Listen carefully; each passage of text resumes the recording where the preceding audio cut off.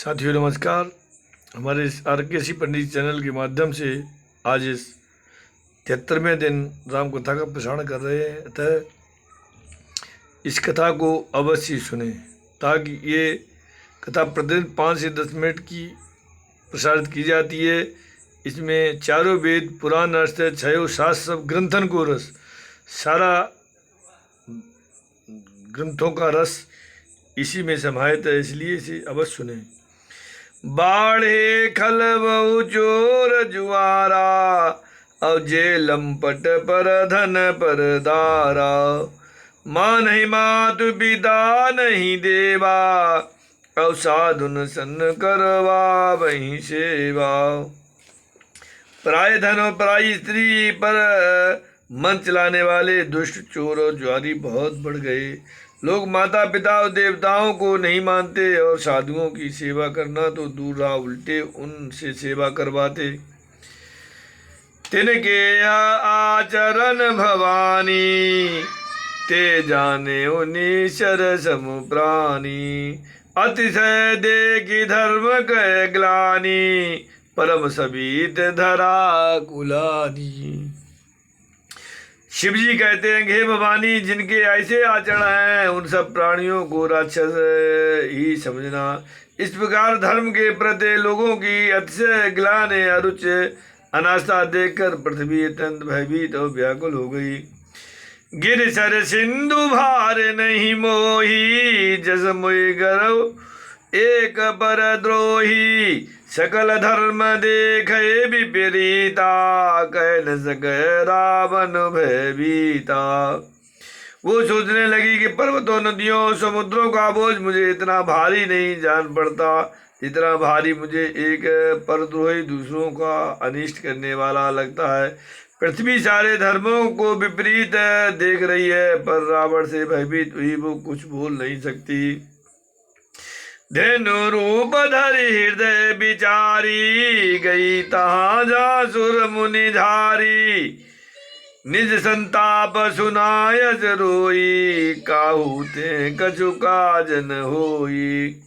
अंत में हृदय में सोच विचार कर गौ का रूप धारण कर धरती वहां गई जहाँ सब देवता और मुनि छिपे थे।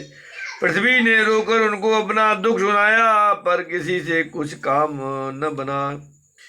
सुर मुनि गंधर्वा मिल कर सर्वागे, बिरंच के लोका संग गोतनुधारी। भूमि विचारी परम विकल भय शोका।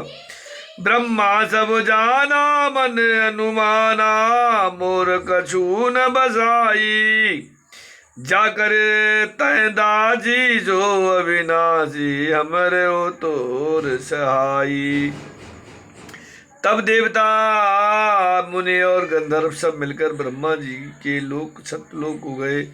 भय और शोक से अत्यंत व्याकुल बेचारी पृथ्वी भी गौ का शरीर धारण किए हुए उनके साथ थी। ब्रह्मा जी सब जान गए। उन्होंने मन में अनुमान किया कि इसमें मेरा कुछ भी बस नहीं चलने का।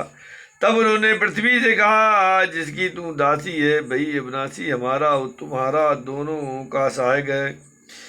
धरनी धरे मन धीर कह, बिरंच हरिपद सुमिर्यो।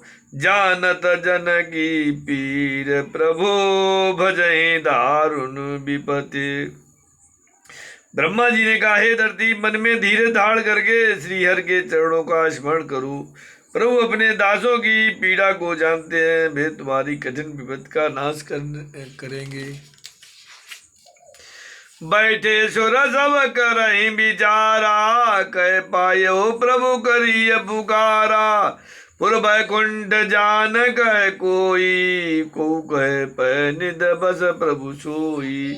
सब देवता बैठकर विचार करने लगे कि प्रभु को कहाँ पावे ताकि उनके सामने पुकार फरियाद करें।